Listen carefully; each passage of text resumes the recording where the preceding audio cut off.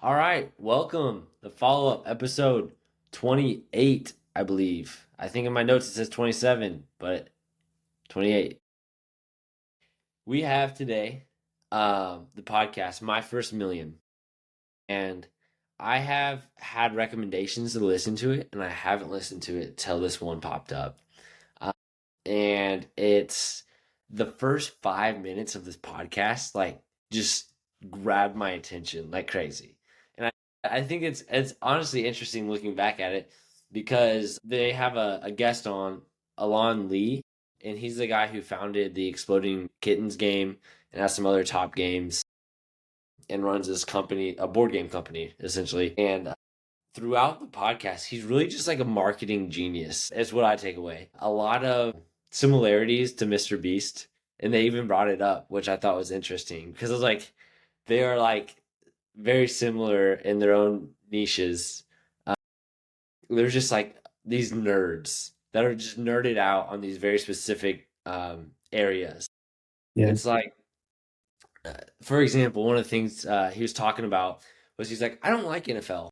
All my family like NFL, and I observed them when they're watching the games, and the things they like is when you make when you make a catch when people don't think you can make a catch. And he's like, no, we're supposed to be watching football, and he's like out here like observing everyone and like writing down details about like the aspects of the game that people like, and it's like he's just like kind of a little a genius and has a very different perspective on things, and it's really cool to hear his perspective and kind of like what he credits his like success to and his thoughts, man. So I really like the podcast. What do you think, Sterling? It was cool to see someone. A lot of times when you have these marketing geniuses and these creative geniuses, they come on a podcast and someone's like, how did you come up with this? You know, how did you think about it differently and blah, blah, blah. And normally you get like shit answers, like almost like they're struck by lightning with this one good idea and now they're a genius. This guy rattled off like 10 exact examples of where he thought differently. And then they are even like, imagine you're making a game for us now. And what would you do if the idea was like, if you're in the sneaker business, what would you do? And like instantly, the guy's like, I'd make a half a secret message and the other half would be on someone else's shoe. You have to go find that other person. And it's like, holy shit, dude. So my big question coming out of this was, you are obsessed with Founders Podcast. The guy that starts a company from small and it blows up. We've listened to I don't know how many of these now. They're all really interesting. No, don't take this the wrong way. They're all interesting. My question is it the interesting person that makes it, or is it the success that makes these people interesting? I mean, I would say it has to be both because if they don't have the success to back it, right, it's almost, you know, They're just that nutty friend. yeah, it's hard to kind of give them their flowers. Mm-hmm. I've always, man, I like this might be a stretch or I might sound like a loser for relating back to high school, but when I was playing growing up and I was like captain of sports teams in like freshman sophomore year, I was like very passionate. I would like kind of like really lead and like talk to other people and like almost like make sure other members are like on the right path and stuff and like kind of be outspoken. And then senior year, I was injured and I felt like I wasn't a good player. And I just like went mute, I felt like, because I didn't think that I had kind of the backing. I didn't have any of the produce of like my performance to like be the guy to be able to say anything. And I would say that's like a direct comparison to your question there. I don't want a leadership example. I don't want to be a leader if I can't kind of be able to produce, put myself in the other guy's shoes. Relating to your question, right? It's like you're not really like you're not an innovator or kind of the top 1% if you can't produce with your like thoughts and ideas. I'll probably put Yeah, that too far. it brings up an interesting thought because I don't think you're alone in that. You think you need to be competent in order to be a leader. You need to be able to perform the task you're asking your team to perform. And I would say that's like a level 200 leadership type of thing where I think people underestimate that if a leader cares, is there, is kind, is all those things that you like in people, they don't have to be the best at whatever the team's doing to be able to lead. But it's a tough. Yeah, I think you're always going to have a lower ceiling if that's the case. At least, and I think a lot of that comes from if I'm on that team and I feel like they haven't proven to me that like, they've been on the same areas I've been in and been able to produce. I would always feel like I could be a better leader than you. Like how are you going to, and maybe that's a bad perspective for me to have as a team member, but like, I think it is. So let's say your company hits it off and you're CEO and you hire a business manager. mhm. That business manager is going to be like, I know more business management stuff than Conley. And so is the HR person, and so is the lawyer, and so is in order to do all these specialized things in the modern day, you have to have this group of people that are all specialized in different things. Okay, and yeah, I don't. Yeah, it's not that like I think that's a little bit of a different scenario because that's like obviously I couldn't be producing HR and all these different areas. But like I'm saying like if it's like a development team, I guess, and I had a manager that has never written a line of code, I would just there would be a really big barrier. Um, and I think there would be a lot of scenarios where I mean, unless they were like just like super like we're able to ask the right questions, really understand like where I was with my problem solving and development. But like when you like even like you have a team lead that like for example they came in after leave and told me a solution that we built out needed to be reworked to a different area or different route, right? And they didn't they didn't come down to my perspective at all and listen to me. And it was very upsetting because a week later we went back to my solution. And I feel like that would like be inevitable to keep happening. And that's like the specific area of knowledge. You're describing a bad leader. Yes, but I think it'd be really hard to get past that barrier if and maybe it's more like with software, like I don't know, just with No, software development you're not because special. we are special, Sterling. Have you ever met a software developer? If I work with them. We're special. We're in that special group of doctors and software developers where we are special and we expect to be treated that way. Is that why you always have ping pong tables and Yeah, give the dude. getaways? Yeah, we don't have it at my office right now. It's kind of lame. That's fine. Was the paddle broken? No. I mean, that's an interesting thought. There's always an advantage to being able to be the best at doing the task and leading that team, but that is very limiting in the type of leader you can be. If you limit yourself to only what you're good at, you're not going to go anywhere, and you're not going to do anything extraordinary. I don't think so. I don't think you can compete now in today's world if you only play in the realm of what you're good at. Yeah, I think it's kind of at least how I'm reading this is a situation of push and pull, right?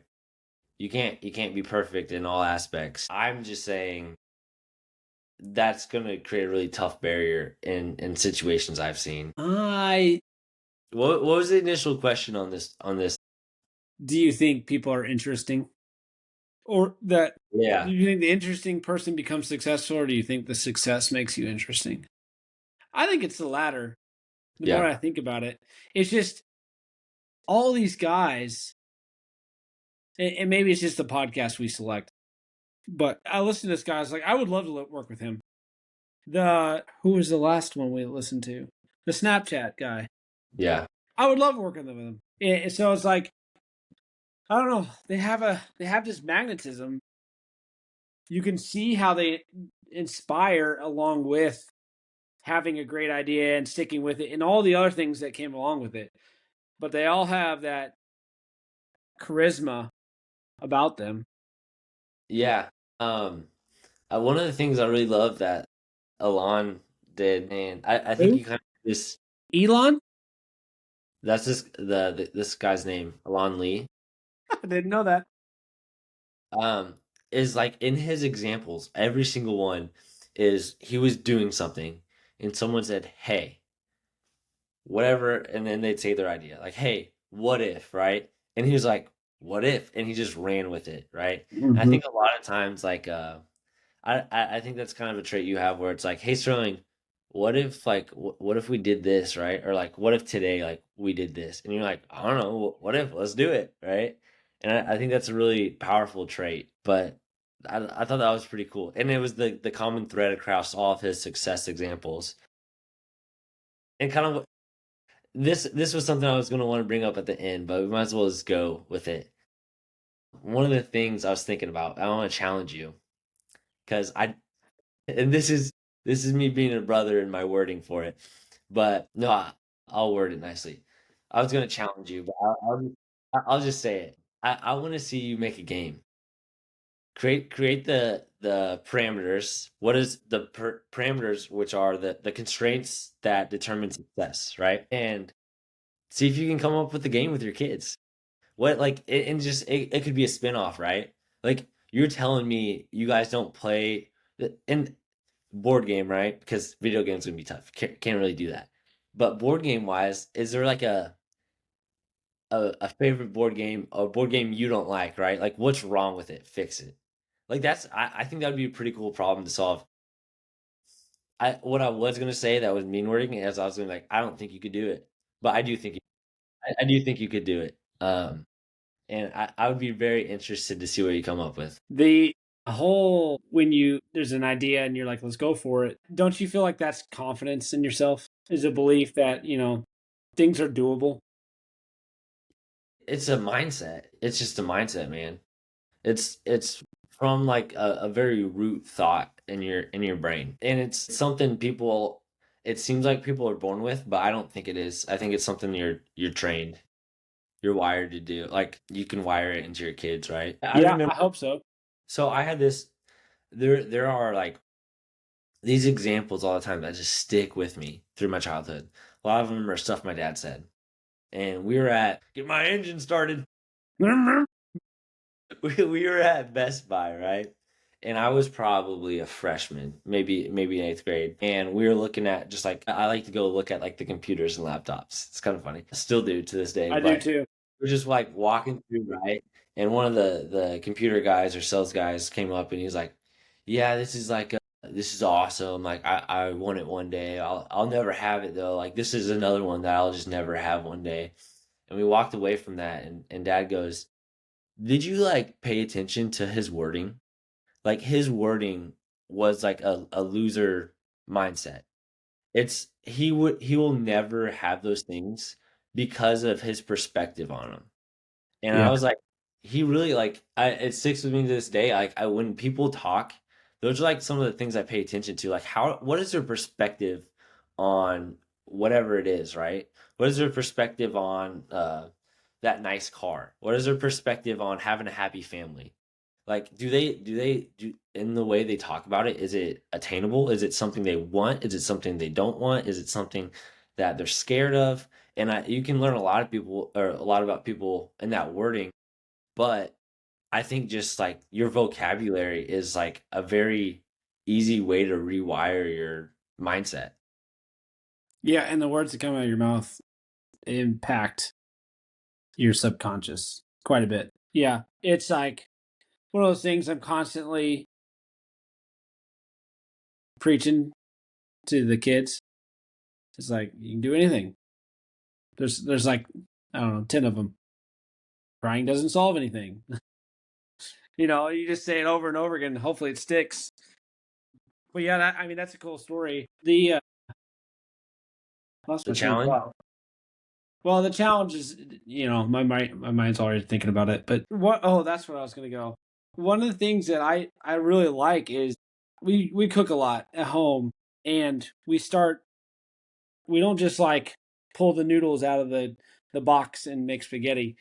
We make our own noodles, and if you're hearing that for the first time, it might sound intimidating. Noodles are an egg and flour mixed up and flattened and cut into little strings. That's all they are. It's the easiest thing to ever to make. And you just go through your refrigerator and your restaurant, and all those meals, well, not all of them, but most of those meals, those basic meals are doable. So it's a great lesson in something that feels very complex. It's a lot easier to think, and you can do things you don't think you can do. I mean, that goes across the board. Yeah, I cooking's actually a really cool example, right? Especially for kids because they can see it. Yeah, they can taste it. You get that instant gratification. Hmm. Yeah. Gardening, I mean, you can grow things. That's dope. Yeah. But if you do stack up enough of those little things, you'll start believing you can do anything. Yeah, I mean, I think I mentioned it before, but I kind of had that. I ran across that, I think, during my first like software internship, where I was able to see this enterprise software. And it was like, this is just made up of a bunch of simple problems solved. Yeah. And I make this really complex thing, right? Yeah. There You was can that. understand it. If you dissect each line, you understand it. Yeah, it's very powerful. I think that's a very coming of age thing to I think learn. it's cool that we did that sprint triathlon. Hmm. I did a triathlon. It was a mini one, but it counts. Hmm. And I've never been an endurance person my entire life. Yeah, no, that was fun. I was really happy you did that. It was it was cool to do with you, and it was a great feeling. It was. Yeah. It was my poor Tibbs. They didn't make it. Shoot, that was funny. They. Sterling a bike with clip-in pedals with no clip-in shoes. I know. Yeah, some context there. We They started the podcast with the basketball event. You remember that? Yeah. So It's like the dream. Like if this podcast ever makes it, we're getting invited to that. this was my first note. The first 5 minutes had me hooked. Basketball mastermind weekend, running companies and playing basketball. I'm jealous. Also, top one intro song, probably top three actually. Looking back on it, but the intro is great too. They have their like own like song for their podcast. It was cool. I didn't catch the intro. Let But me, yeah, the basketball event sounds like a dream come true. Like yeah, it's like the sport we love plus the podcast we love live. I lost you there for a second. Well, I said it's the sport we love and then the podcast we love live. Yeah, no, that's exact. I mean, like I told you, it had me hooked. I want I want the camera crew of that weekend. Like it's Yeah, got to be on YouTube, right? yeah. Why didn't they film that? They might have. They might have filmed it. Let me so that's all kind of like why I recommended this podcast. We've Can lost you hear me? Conley. Sorry, we're having some technical difficulties. We'll be right back. And we're back. We keep disconnecting. But I really thought that this podcast was like a perfect mix between our worlds, right? Yeah. Because you love playing games with your kids and I love founder stories. And these guys met over playing basketball. That's I mean, Yeah. what else should we add? If you talk about constraints for a podcast, Sterling, this one might be perfect to match our constraints of our criteria for picking a podcast. Yep. We just need Dave Smith invited as a guest speaker and something about modern health sucking ass.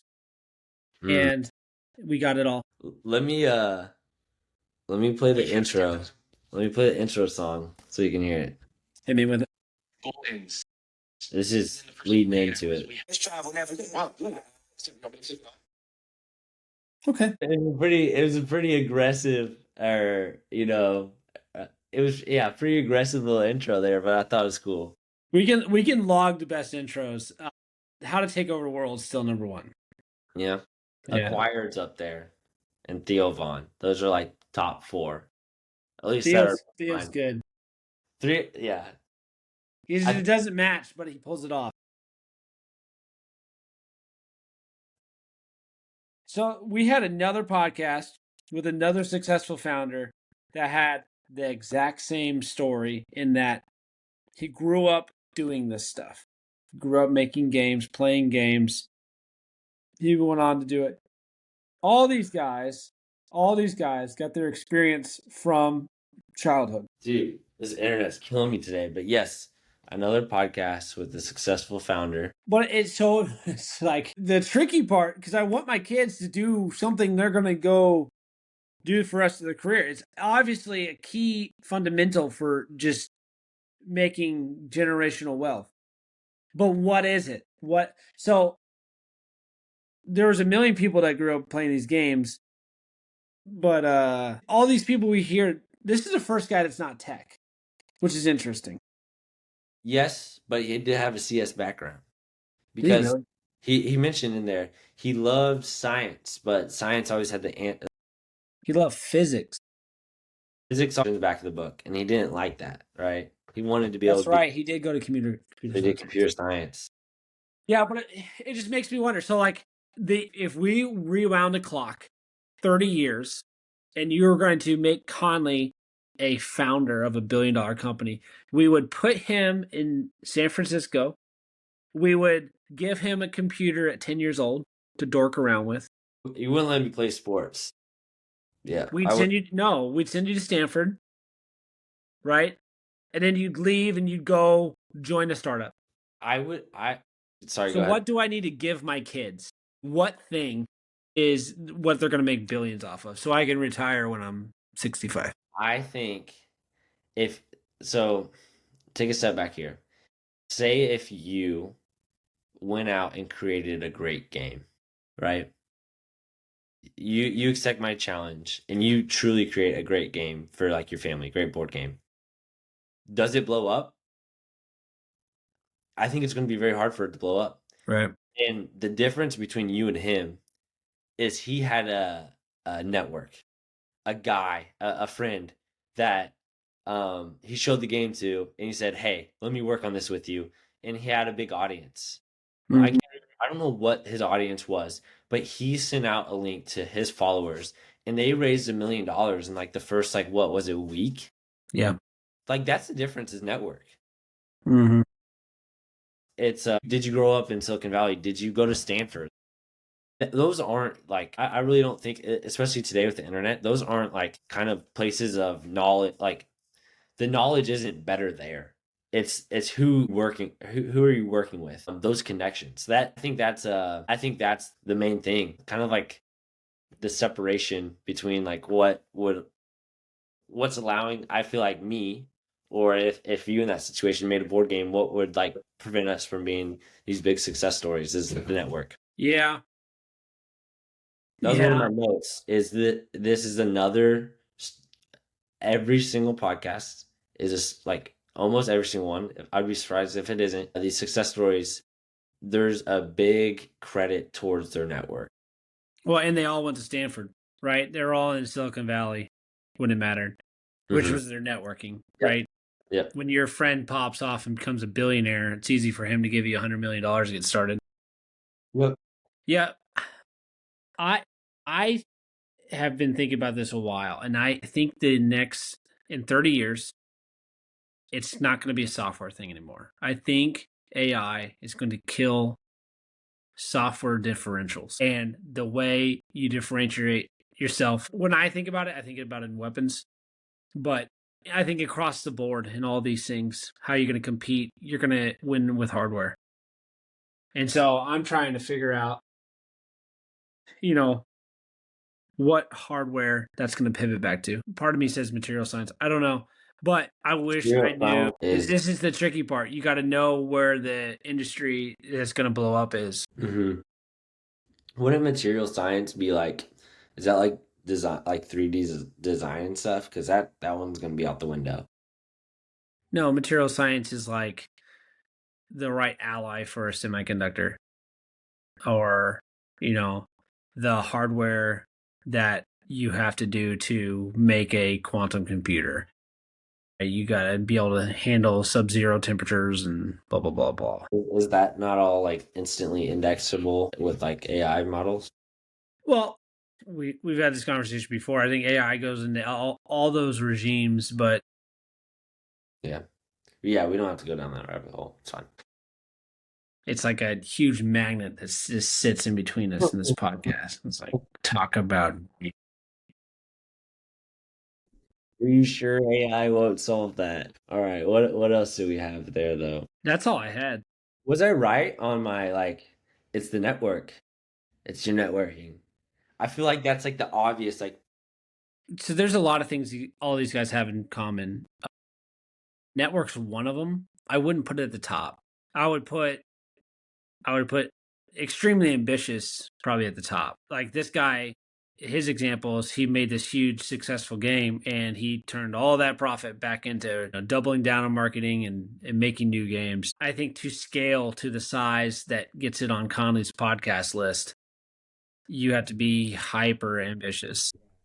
that's a hard list to get on. It is. I mean, we're talking billions.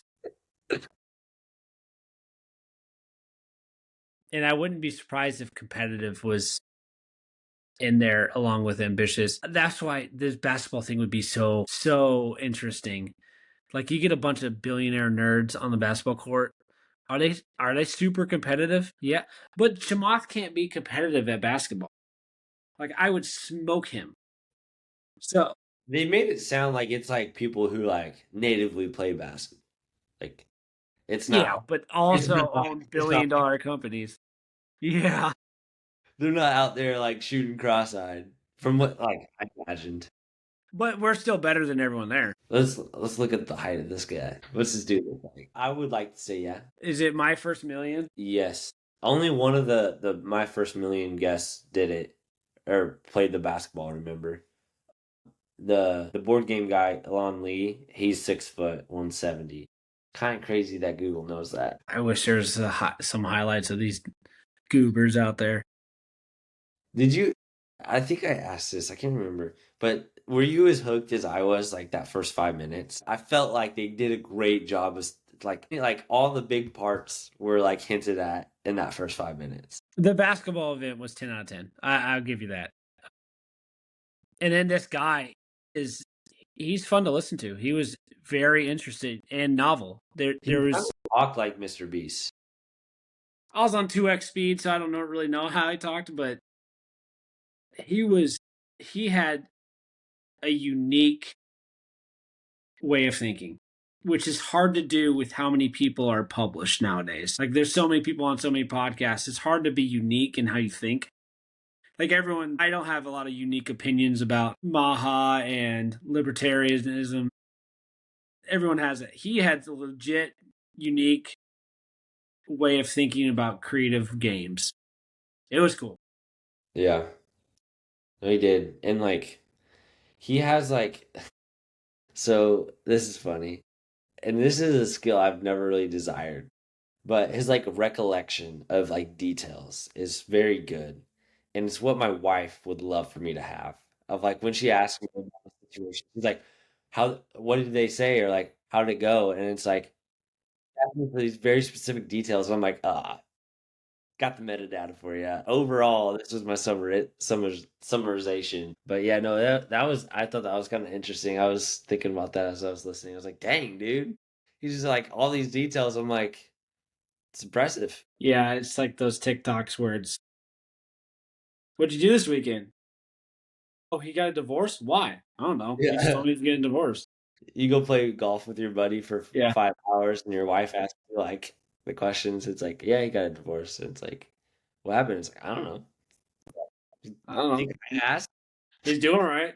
Um, the so another aspect that I thought was interesting, and um, so I can't remember who says it. I think it's I'm blanking on his name, but it felt like so he was obsessed with like I don't know what was his exact obsession when he was a kid. Was it games or was it something else? I don't know that he was obsessed with games. He just played a lot Mm-hmm. and enjoyed them. Yeah, I think I don't agree with what my initial note was, but my initial thought was that he didn't follow his passion directly. Like, like the follow your passion would be like, oh, like go into game design like straight out of high school or whatever. And I guess he was a product lead at Xbox, so that is basically that like the dream Yeah. job in that area. Yeah. So, yeah. That was a bad note looking back on it. I'm glad I caught myself and you didn't have to catch me. No, so if you're listening to this, I would definitely go check this out. He had some very unique ideas about, you know, the game shouldn't be interesting. The people playing the game should be interesting. He had a couple other those things where he just like, I don't know if it was intuition or what, probably was, but once he found his principled ways of thinking about it, he stuck to it, and over again, those paid off. That's a boy, especially nowadays, people thinking uniquely like that. I'm telling you, it's rare. Yeah. I got one thought here before we close. I I got just one too. came to mind. But do you think this was another aspect I really liked about it, and you hit on it there. Will you're like when you're playing these games now, are you gonna be thinking about how they designed it?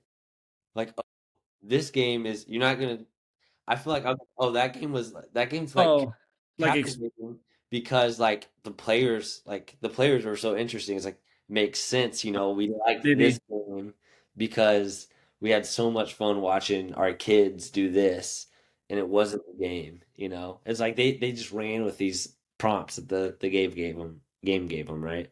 I'm all video games now. I don't do any board games. And today I had Alea playing Astrobot, Cal or Cannon on my lap, and Cal right next to me. It was heaven. It was perfect. Like one day I'm gonna have to have 5 PlayStations. Just I'm gonna take up this whole wall and imagine how fun you can have when you have a whole squad in the same room. Dang, dude, your PSN subscription's gonna be nuts. I might switch over to computers by then, but Yeah. Like, are you a GTA 6 guy? Because you're gonna need a computer for that, sounds like. really, Yeah, I think their initial is only gonna be on computers that are like absurdly spec'd out. this is gonna be a great game. The only way it won't be a great game is if they get all woke on us. Yeah, I don't think that's the GTA crowd to or They've gotten a lot of. They got Assassin's Creed. That's what like happened it's with a the stabbing people on the top of the head. you can't do that anymore. No, but it's gone. It's gone freaking woke. They've killed a lot of big games. They've killed a lot of them. I got one last thing for the podcast Hit it. before we sign off. You want to tell the millions of people who listen to us who won one-on-one basketball last time you were here? No, Come on, give it to me. Give it no, to me. I'm good. I won. That's right. The follow-up podcast, episode 27. Let's go, boys.